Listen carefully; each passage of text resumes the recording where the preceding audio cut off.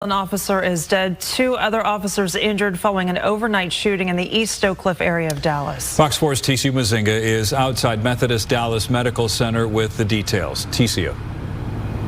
Yeah, good morning, guys. We're starting to get reaction after the Dallas police officer was killed in the line of duty.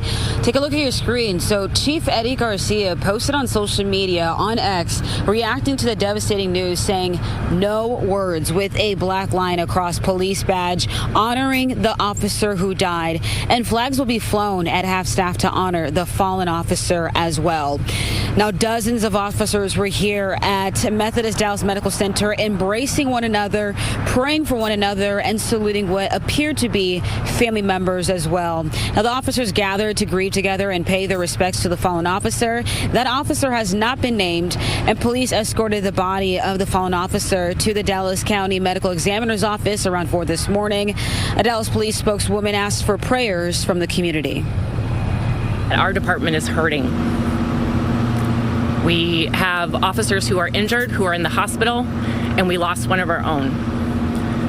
We asked tonight and this morning for the thoughts and prayers of our city, for not only those who are recovering in the hospital, but for our fallen, for their family, and for their loved ones, and for us as a department as well. Officers also lined up outside the Dallas County Medical's office to salute the officer as well, and it was an emotional scene, as you can imagine. And we do know that at Baylor Scott and White, 2 other officers recovering from their injuries, one in critical condition. That's the latest we've learned from that, and also another one we heard from our sources that was shot in the leg. Non-life-threatening injuries to that one officer, but both there at Baylor Hospital recovering from their injuries there. And we did hear other officers earlier this morning mentioning that they would go there and support those officers that are recovering at this morning. For Good Day, I'm TCU Muzinga. A lot of prayer and support for them. All right, TCU, thanks. So we continue our coverage this morning with Fox 4's Alex Boyer, who is at the scene where this all started. Alex. That's right, Brandon. You know, since the last time we spoke, we've moved closer now that Ledbetter Drive has reopened. You can probably hear the traffic right behind us here as the cars whiz by. This is that Oak Cliff Community Center where that officer was initially shot, or I should say where the 3 officers were shot, but it was right here in this parking lot.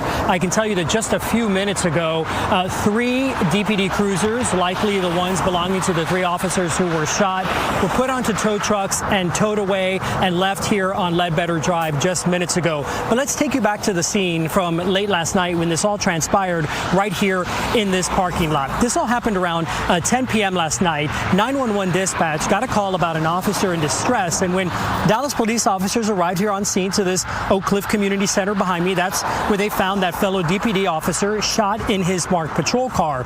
Responding officers then exchanged gunfire with the suspect at the scene, and that's when those 2 additional officers were shot. The suspect then fled the scene by car, and other responding officers followed. That's where TxDOT cameras captured part of the chase as it moved along Loop 12, headed north along the west side of Dallas, making its way onto I-35E. Surrounding agencies then were called in to help. That chase ended in Louisville, where, according to Dallas police spokeswoman Kristen Lauman, the suspect got out of his white sedan with a long gun, and that's when Dallas police officers opened fire, killing the suspect. The rear window, you could see, was cracked as a result of some of that gunfire. Several uniformed officers were on scene there, including Louisville police, and yellow crime scene tape was around the area as officers and detectives processed that scene for hours.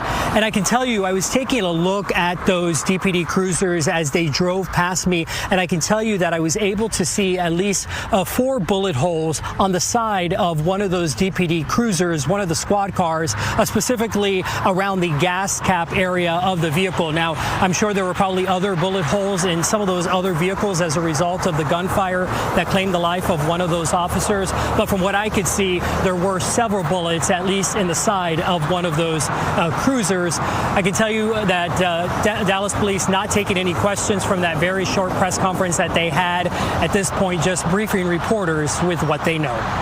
Back to you.